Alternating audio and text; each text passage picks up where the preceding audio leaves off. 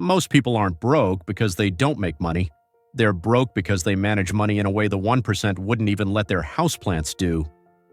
Yes, if your wallet had feelings, it would probably file a complaint by now. Welcome back to the channel, Ben speaking.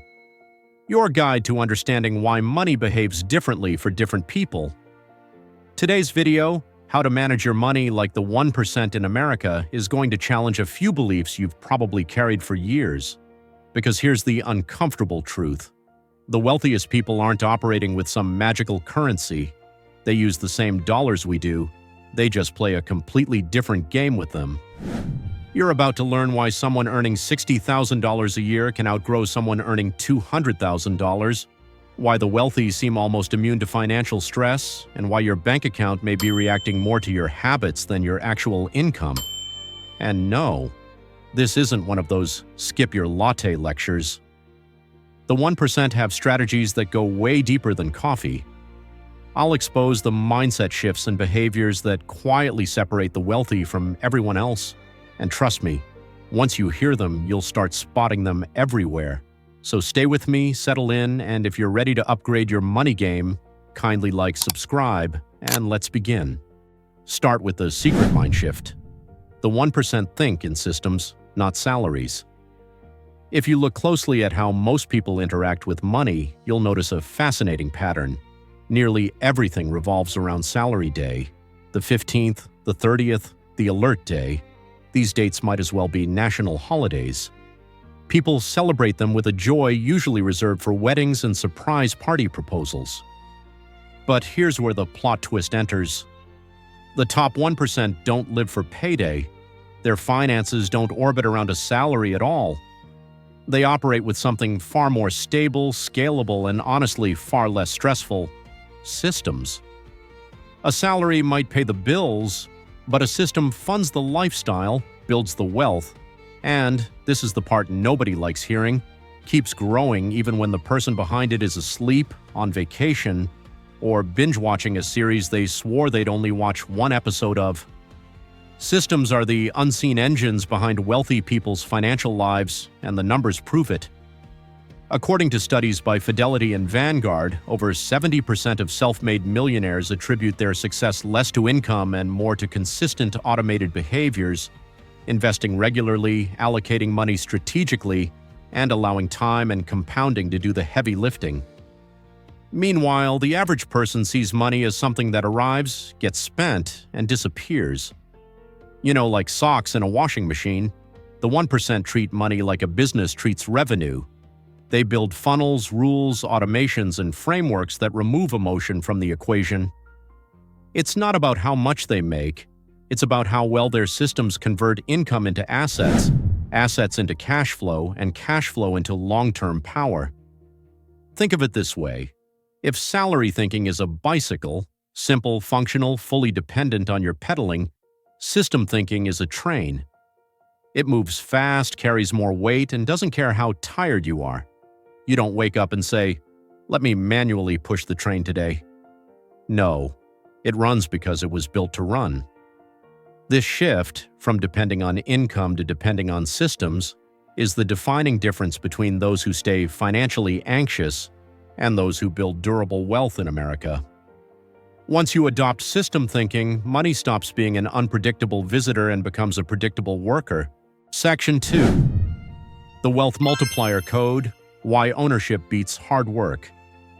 You've probably heard people proudly say, "I work hard for my money," as if it's a medal of honor. And it is. Hard work is admirable. But here's the uncomfortable plot twist. Hard work alone has never made anyone wealthy. If effort were the secret ingredient to riches, construction workers, nurses, and teachers, some of the hardest working people on earth would dominate the Forbes list every year. The 1% figured out a long time ago that money doesn't multiply through exhaustion, it multiplies through ownership. In fact, according to a report by the Federal Reserve, over 80% of wealth held by the richest Americans comes from assets, not salaries. Yes, assets, stocks, real estate businesses, intellectual property, and anything else that quietly earns money while you're arguing with the alarm clock at 6 a.m. Ownership is the cheat code most people were never taught. Instead, society trains people to chase promotions, bonuses, and stable jobs. Nothing wrong with stability unless it becomes a comfortable trap. A job pays you once. Ownership pays you repeatedly. A job expires at the end of the month. Ownership keeps generating month after month, year after year, silently like a ninja with direct deposit powers. Here's the punchline. Someone earning $60,000 annually but investing consistently in assets can end up wealthier than someone earning $200,000. Who spends like their income is allergic to their bank account. Wealth is not a matter of how much you earn. It's a matter of how much you retain and how much you own. Think of money like seeds. A salary is eating all your seeds every month. Ownership is planting those seeds and letting them grow into trees that eventually feed you back. Trees don't care if you're tired, busy, or on vacation. They produce fruit anyway. This is why the 1% spend less energy flaunting riches and more energy building wealth engines. The boat, house, car, and vacations come after the assets, never before. Ownership first, lifestyle later. Section 3. Money Mapping. The 1% Track. Money like scientists.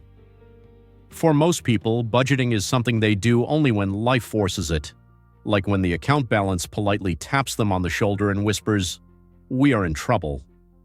But the 1% treat money tracking with scientific precision. They're not guessing. They're not estimating. They're not hoping the numbers magically line up.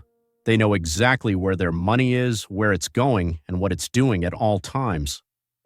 Studies show that people who track their finances regularly are significantly more likely to build long-term wealth. Not because tracking itself makes you rich, but because clarity leads to better decisions. When you know the truth about your spending, you can no longer pretend that your money just disappeared, like socks in a laundry vortex. You see the leaks, the habits, the impulses, the emotional purchases that didn't feel emotional at the time, just urgent. The wealthy treat every dollar like an employee. If that dollar is lazy, it gets reassigned. If it's working hard, it gets reinvested. Money has a job description in the world of the 1%, and being wasted is not part of it. Most people avoid tracking because they fear what they'll find, but avoiding your finances doesn't make them better, it just blinds you until the money runs out. The wealthy face their numbers early, even when the numbers are depressing. Why? Because they know that data is power. Emotional decisions end with regret. Numerical decisions end with progress. Think of money tracking as having Google Maps for your finances.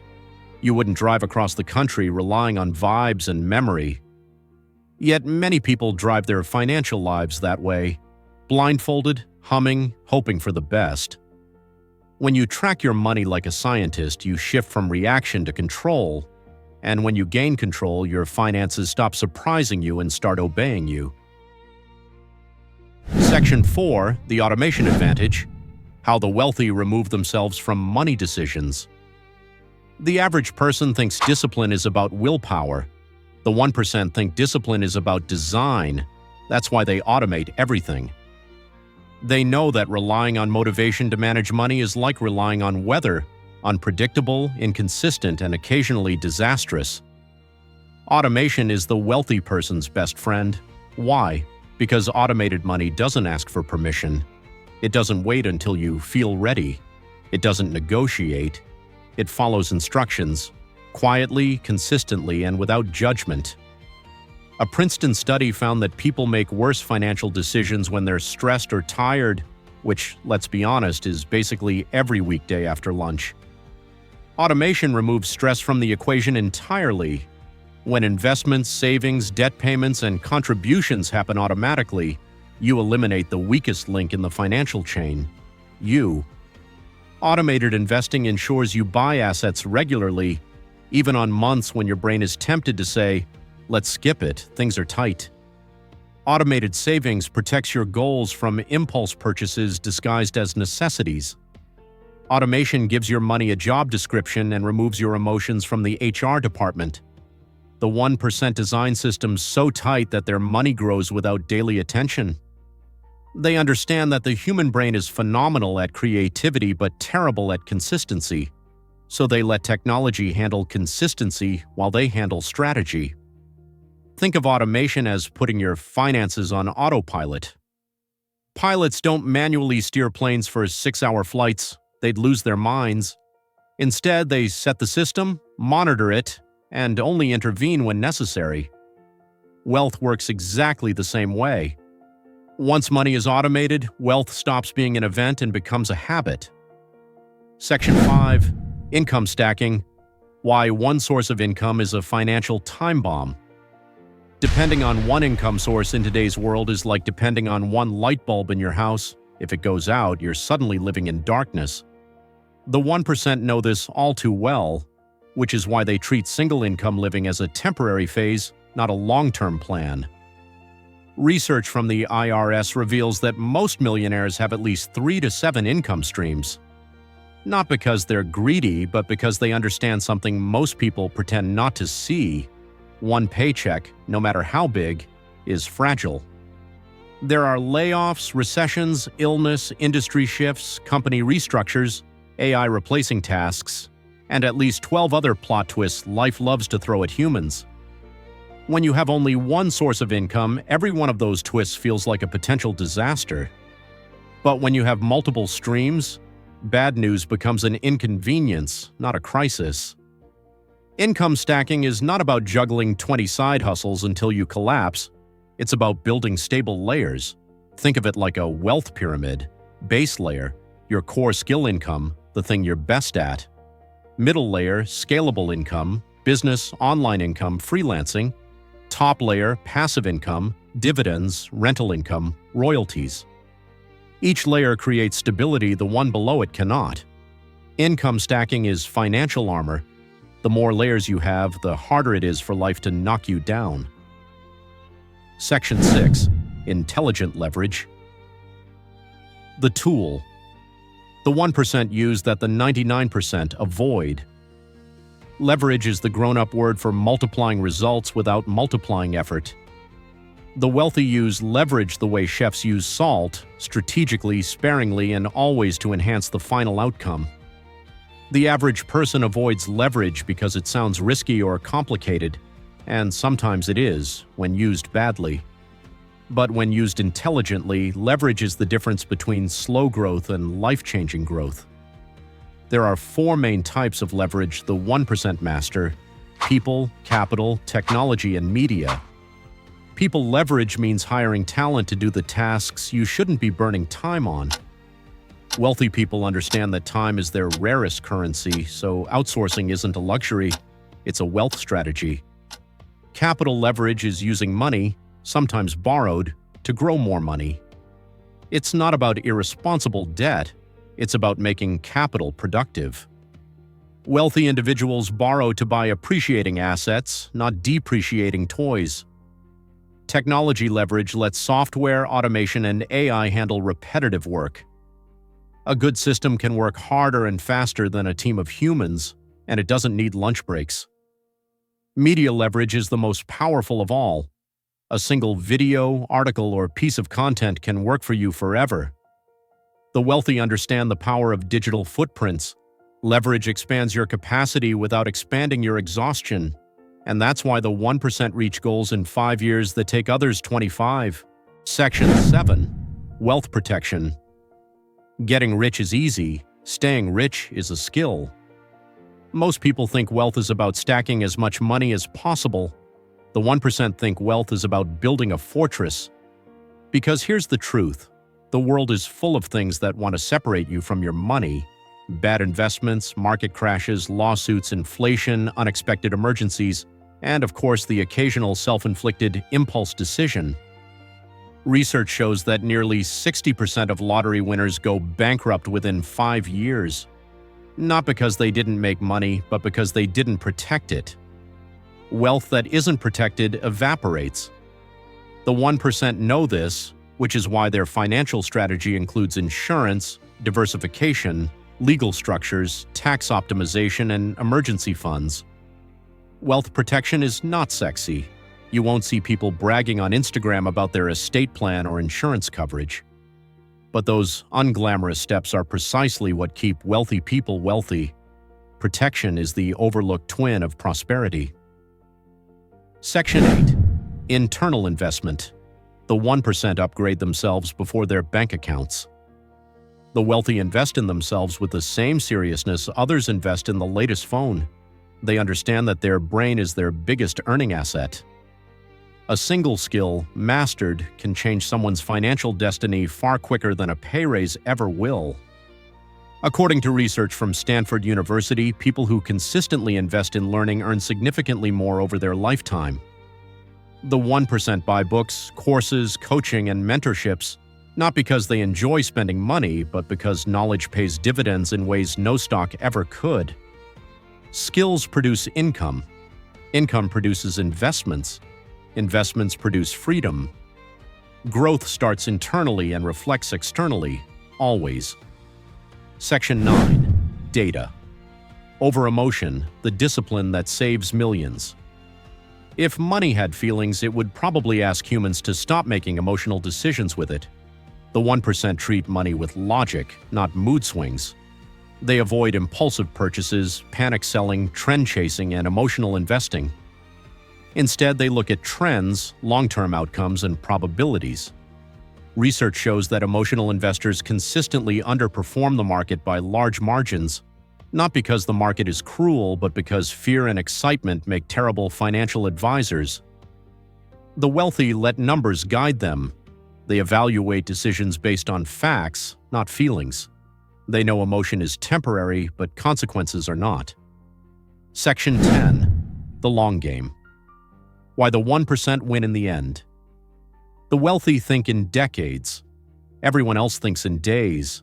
That alone creates an entirely different life outcome. Wealth doesn't grow in a straight line. It grows slowly, then suddenly. This is the compounding curve that people underestimate.